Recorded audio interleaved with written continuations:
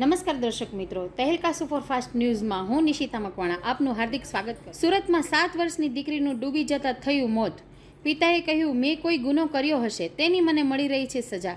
માસૂમ દીકરીના મોતથી પિતા ડૂબ્યા દુઃખના સાગરમાં. રિપોર્ટર ઉમંગ કોટક. રાજકોટમાં આવારા તત્વો બન્યા બેફામ. હવે તો હદ વટાવી પોલીસની સામે જ જાહેરમાં થઈ મારામારી. પોલીસે મુકબધિર થઈ નિહાળ્યું આ દ્રશ્ય. ચર્ચા તો વિષય. રિપોર્ટર ઉમંગ કોટક. રાજકોટમાં આચારસંહિતા લાગુ પડતાની સાથે જ પોલીસ દ્વારા બહુમાળી ચોક ખાતે હાથ ધરાયું ચેકિંગ. આ ચેકિંગથી અનેક ચાલકો થયા પરેશાન. રિપોર્ટર ઉમંગ કોટક.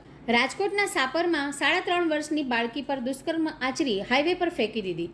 બાળકી મળી આવી લોહી લુહાણ હાલતમાં.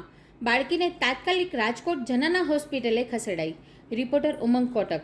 રાજકોટના મોટા માવા વિસ્તારની મહિલાઓ પાણી પ્રશ્ને બની રણચંડી. મહિલાઓએ 1 કલાક સુધી કર્યો ચક્કાજામથી રાહદારીઓ થયા પરેશાન. રિપોર્ટર ઉમંગ કોટક.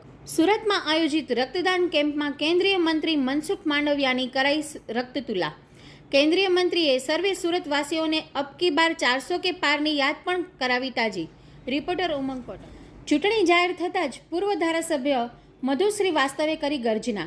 તમે શું કૌભાંડ કર્યા, હું ખુલ્લા પાડી દઈશ. જેવો વાણીવિલાસ કરતા મધુ શ્રીવાસ્તવ. દ્રાક્ષ ન મળે તો ખાટી જેવા હાલ સર્જાયા મધુ શ્રીવાસ્તવ. રિપોર્ટર ઉમંગ કોટક. સાળંગપુર કષ્ટભંજન દાદાના શરણે આવ્યો અંબાણી પરિવાર. દાદાને ધજા ચડાઈ, કરી પૂજા અર્ચના.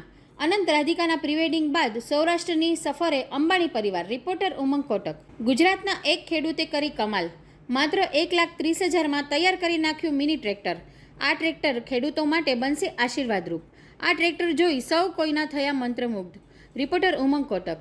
સુરતના વરાછામાં એક જર્જરિત સ્લેબ થયો ધરાશાયી. સદનસીબે ટળી જાનહાની. જૂની ઇમારતો પાડવાના બણગા ફૂંકતા સત્તાધીશોએ સાધ્યું મૌન. રિપોર્ટર ઉમંગ કોટક.